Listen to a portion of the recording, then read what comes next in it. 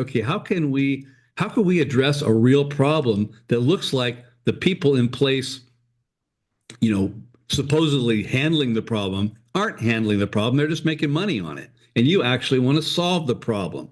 And so this is where I come in because I actually want you to solve the problem because there's a bunch of problems. And what he points out in this book is that most of the problems in the world have been solved. It's just that the reason you're not seeing the solutions in place is because, well, the people in place in the places of power, they're making money on it. So anyway, I digress. I won't get it. But I do address this so because you don't want to step in something or do this. Like, for example, this one guy, he went and he was remediating all his garbage in Las Vegas. He didn't realize that the garbage company in Las Vegas was run by the mob. Now, if you've watched The Godfather, it's real simple. You go to the head of the mob and say, I got this idea. I think I can make you some money. You go get permission. I'm off on a tangent, but I'm just saying it's one of those things that you really want to, some things to consider. So that's just something. But, there's all these different bits in here. And by the way, the mob boss would probably like to see this business plan too, before he gives you permission. Yeah, you want to be real careful with those guys. I've never dealt with one, so I wouldn't know. But so I've watched The Godfather a few times. So you see some of these things. They're actually pretty reasonable. But anyway, nevertheless, so you want to address risks. This is one of those things here where investors, if you want to, there's no risks. Yeah, there are risks. You want to know what they are because more often than not, you're going to be in an industry where the investors know more about your industry than you do. You may be an expert on solving this problem and you figured it out. But as far as the industry goes, these guys have been investing in this industry for probably a long time. And investors, they realize the learning curve on different industries is pretty steep. But if you get good in one industry and you invest in industries, like a lot of the investors are going after the AI, it's a new learning curve. But med tech, these investors know about med tech. Some of them won't touch a drug. Some of them are all about drugs. So they know the industry.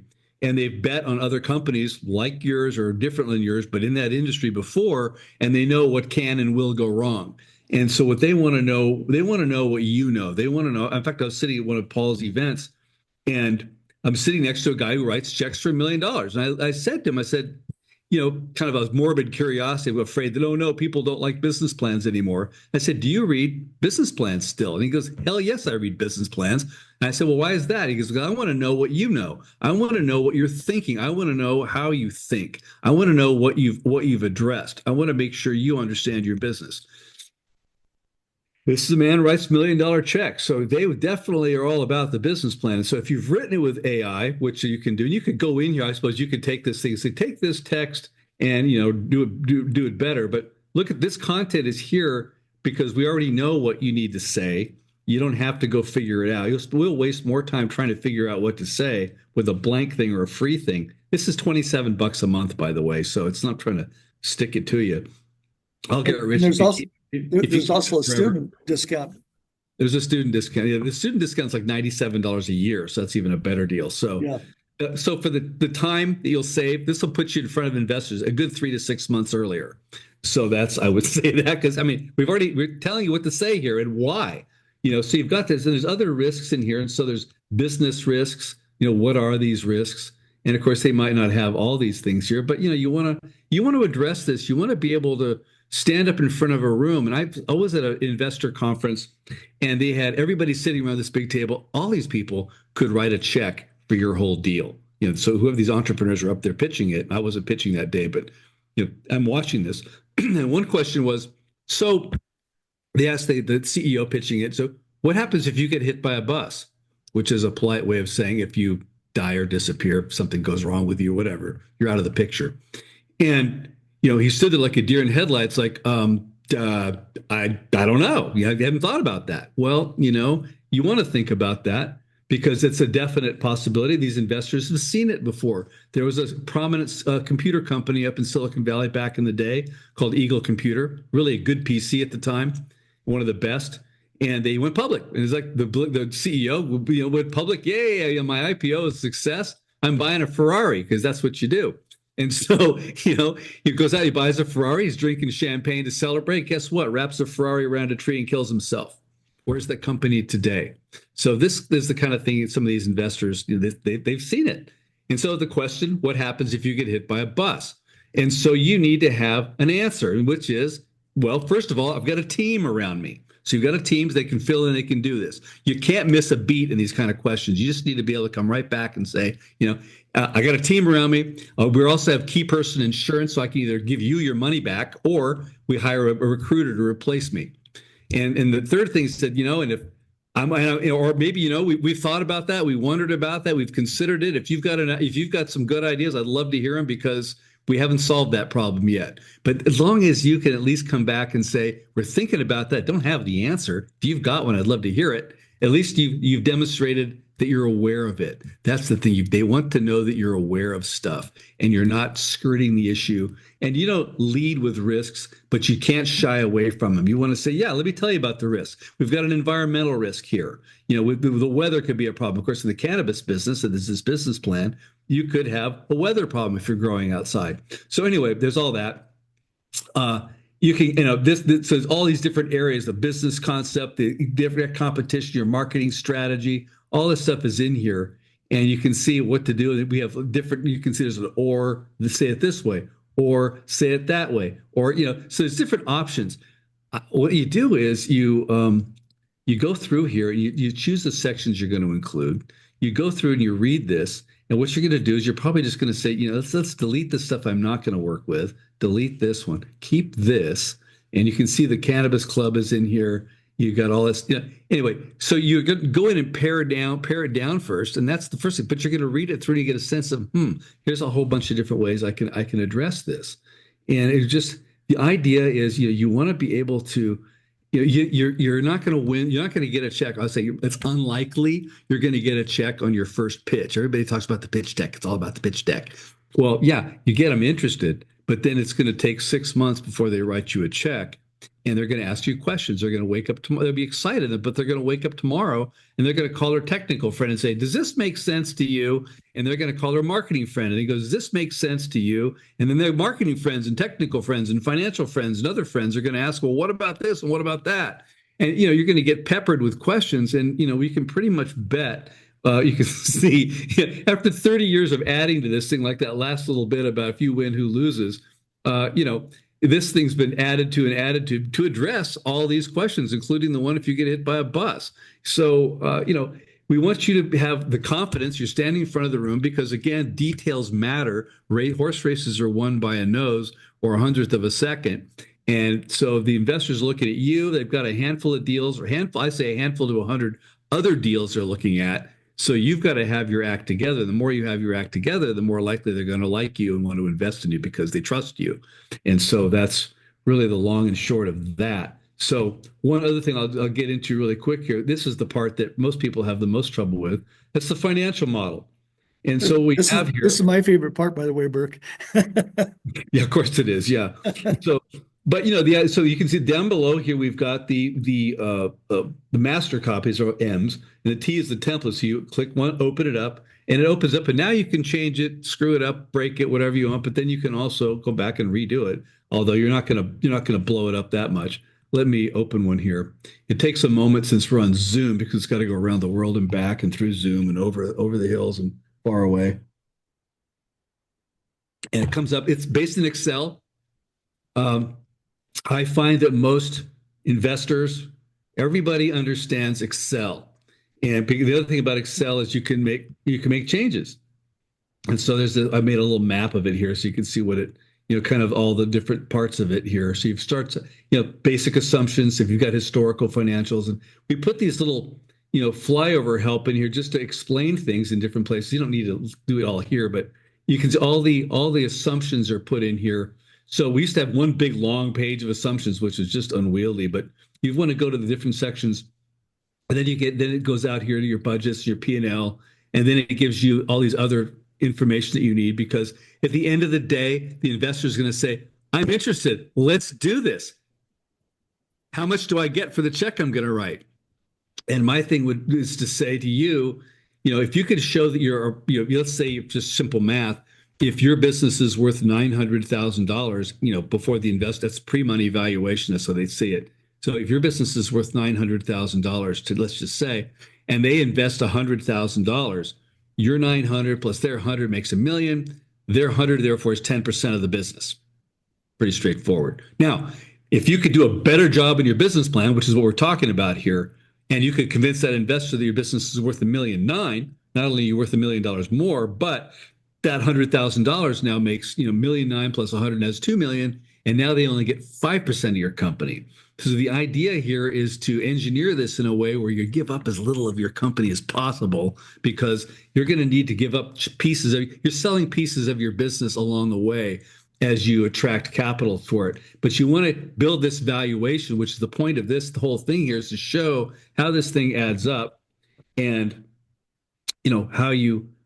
how this thing makes sense. And I'll get to a section in a second here where a lot of people shoot themselves in the head as doing a stupid thing. But here, just so you fill in your company name, you fill in the product names here, you'll see them elsewhere. These are just some ideas, of other ways of doing it, so just an intro offer, whatever you're doing, all that. And then you get out here, there's a cover page where my logo is horribly distorted. I don't know why that happens. You can always fix that. Something weird happens there. Table of contents. If you have historical financials, if you're a startup, you don't have any, but just in case, if you're an established company, you want to put in the last few years.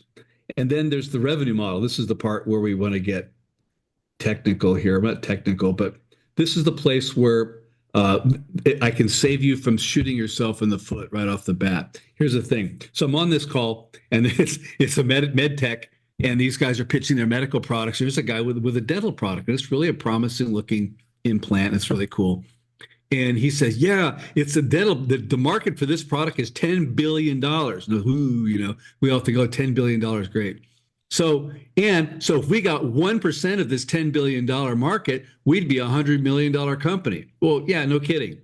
But getting 1%, imagine getting 1% of the car market in the world. You know how hard that would be to do? So this 1%, even though it sounds like, well, 1%, it can be ridiculously difficult to do and unrealistic. And investors just hear that and they just go, oh God, you're kidding me. That's just stupid. Okay, the other side of stupid is this, where I was on a panel of business plan, it was a business plan competition at the University of Texas back in the day. And it was me on the panel with 3 venture capitalists. And these different teams came out. This is something you're likely to do. So it came out and said, and they show the pitch. It's really great. They have some great ideas. That's what I love about this. These guys have some great ideas. They start out with a problem. Believe me, I've heard about a lot of problems in the world, so I know. And we've got a solution for it. Yay, So let's see this thing happen. But you're not selling the investors the product. They want to invest in your business. They don't want to buy your product. And that's a key just mindset going into this thing is, how does this business make sense? And I'll show a picture of like a Coke can and a Coke machine. There's a big difference between the can of Coke and a Coke machine. Okay. So you're selling the Coke machine, not the can of Coke. Now you want to give them a can of Coke and a smile, but that's it. Get past the product, but now let's talk about the business. And so now we're in this is all about the business part of this thing here. And so the other thing what these students did at University of Texas, they all came out and said, yeah, we got this great product. It's going to be great. And we're going to do $1 million in our first year. And every team said this. There's like 5 of them came out and they all said that. And I'm sitting during the break, I looked over at the VCs and I said, guys, is it just me or does everybody do $1 million in their first year? And they all just burst out laughing. They said, you'd be surprised how often we hear that. And so what I'm showing you here is the solution to that. And in fact, I was on a call with a client. They make tiny homes in Arizona, and we're on this very page. And they had, these different tiny homes in here. Their problem wasn't convincing you that tiny homes are a thing. Their problem was they have too many orders. They're convincing the investors that we get people buying. People want more tiny homes than we can make. We need money to triple the facility here.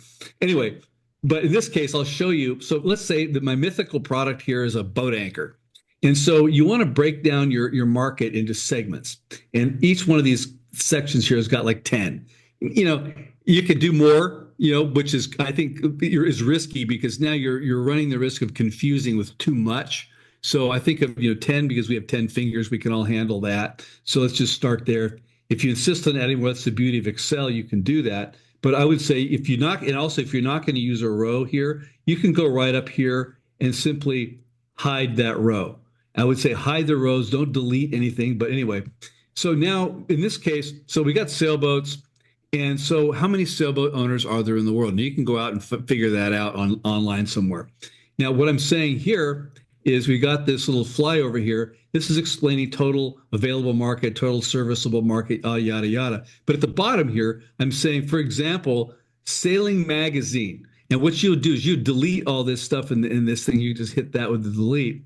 And then you leave reference Sailing Magazine, 350,000 paid subscribers. So now you've got a real number that you got from a real source. So when the investors do their due diligence, which is inevitable because they can get all excited, but now they're going to really go into, okay, I'm excited about you. Let's do the due diligence on this thing. They're going to look at your sailboat number and say, 350,000. Where'd you get that? So you found it a legitimate place. And so you show them, you could tell them, hey, we found it. Sailing Magazine has 350,000 paying subscribers. Now, I don't know, this is just an example, but are they really sailboat owners? Probably not. But nevertheless, you have the point is you want to show a real source of a real number that can be verified in due diligence that they can believe. Okay, so hold that thought. And so you Burke, do that with these different market segments. So most of these people haven't been in front of a group of investors before, but when you're in that room and the investors are asking you these questions like, how'd you come up with $350,000? If you can flip to this screen here, which you could, if you use the software, you can show them. And that is so convincing and really just kicks them out of their seat because they're sitting there. A lot of these investors are just, they're there to kind of have fun and challenge the entrepreneurs and so forth. But you can just really stop them in their tracks with detail like this. So yeah, go ahead, Burke. I'm sorry. If they see a good deal, they might actually pull out their checkbook. So Yeah. but this is the key. And so few companies do this. This is what's staggering. Even on this medical technology thing, just last week, this guy says, "Yeah, it's a $10 billion market if we got 1%." And I just went, "Oh God," What you got to say is, and like you got to have different kind of dentists here, and how many of these dentists are there, and how many procedures do they do, which is all verifiable. Someone could actually add this up. So here we go. This is give me to run through this example. So now, rather than saying, "Hey, let's forget that bit. Oh, we're going to sell 12,000 boat anchors a year." How do you arrive at that? Well, this is what I'm driving at. You got this many sailboat owners.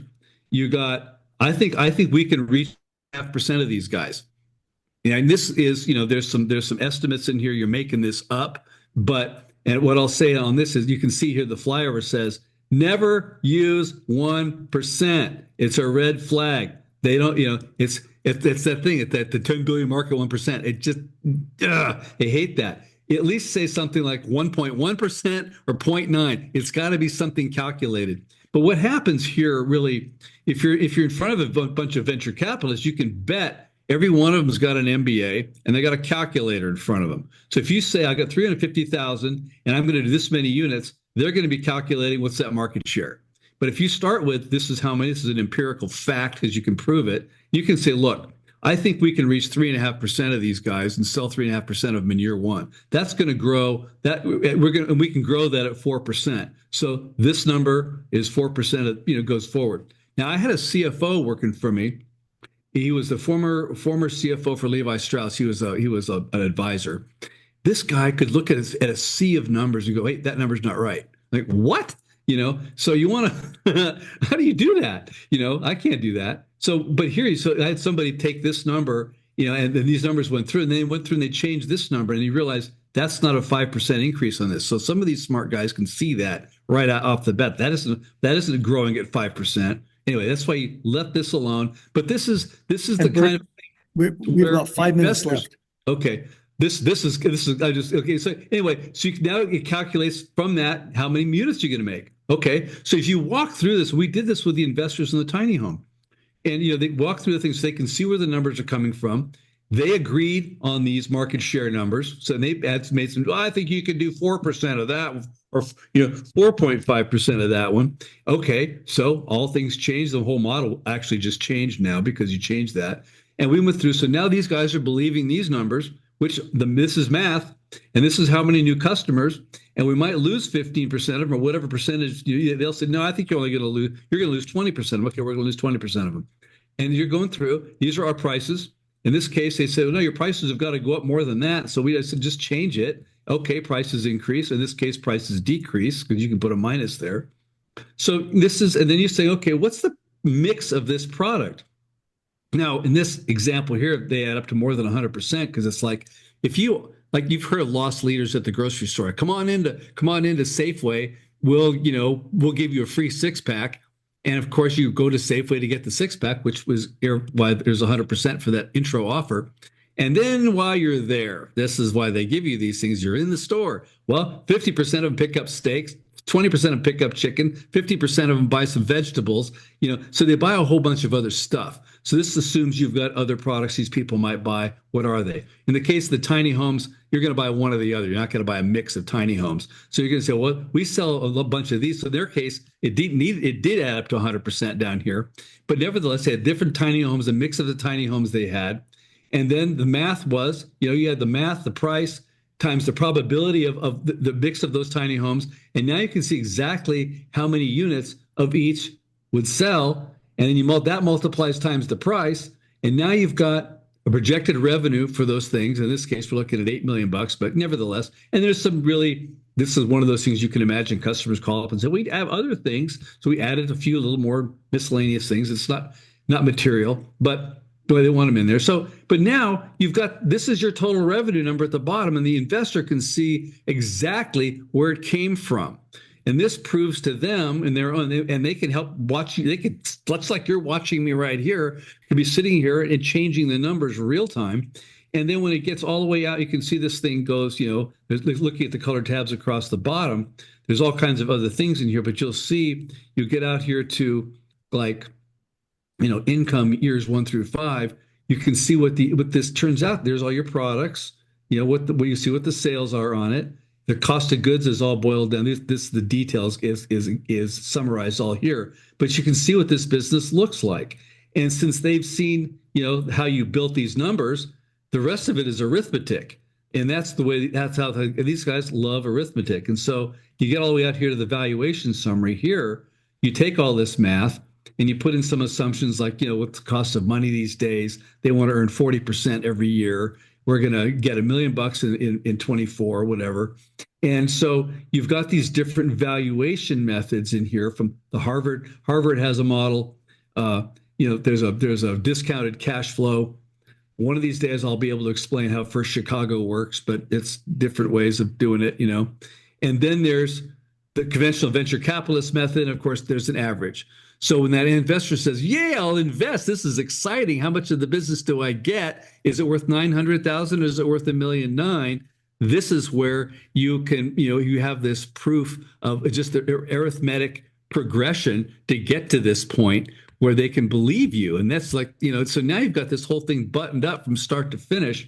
And there's one last thing in here where you go through the investors is you can see me clicking around the bottom of the tabs on the bottom of this thing. But this is the other piece too, is where, I want to see your best and worst case scenario. That's just called a sensitivity analysis. And so the worst case scenario is here. So rather than giving you 3 sets of financials you've got to figure out, let's just take this one. Here's what I put in the plan down the middle. And if everything, goes badly, I only sell half of what I sell. You don't need to get into granular detail. Just if sales are half, or if sales are with a tailwind, it's 120%. And product returns are more or less. And their cost of goods are more or less. And our fixed costs are more or less. And just the overall summary of your profit loss statement headings are, if my operating costs and marketing are more, whatever, what does this thing look like? And so if everything goes to hell in a handbasket, that's what it looks like. If it goes according to plan, and if you hit it out of the park with the tailwind, you got that one. But none of those scenarios are going to happen. But there's a probability of each one of them. So what is that? And so you go through this, then the investor can even say, I think, when this is, 10%, and well, that's wrong, but you got to add up more there. This is 60% to make sure that adds up. So we want to always make sure you're not shooting yourself in the foot mathematically, because we want you to look as smart as possible. And so now your scenario's changed, and here's your number. And now the investor can see exactly how you arrived at this number, and this becomes believable. And you can put that into your valuation summary. Of course, you got your cap table, all these other things you'll hear about. And so, but these things here are important. And then one last thing, this is the horrifically complicated page, but it's basically, I call it the MBA on a page. Again, you're pitching VCs, they're going to have an MBA with a calculator, and they're going to say, what's your current ratio? What are your, and then there's a place you can go to BizStats and get what you know, what are others in this industry doing? What are their numbers like? How many employees does $1 million car wash have? What should the $1 million car wash be doing in all of these number areas?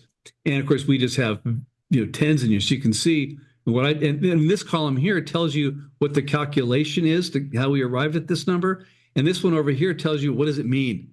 So now you know, and you're ahead. I want you to be ahead of the investors and the bankers because they're going to ask you this stuff. You're going to be cornered by it, and you do not want to be stuck where you don't know what you're saying. And so if you've got a number that's really out of whack, either figure out how to fix it or, you know, come up with a really good story.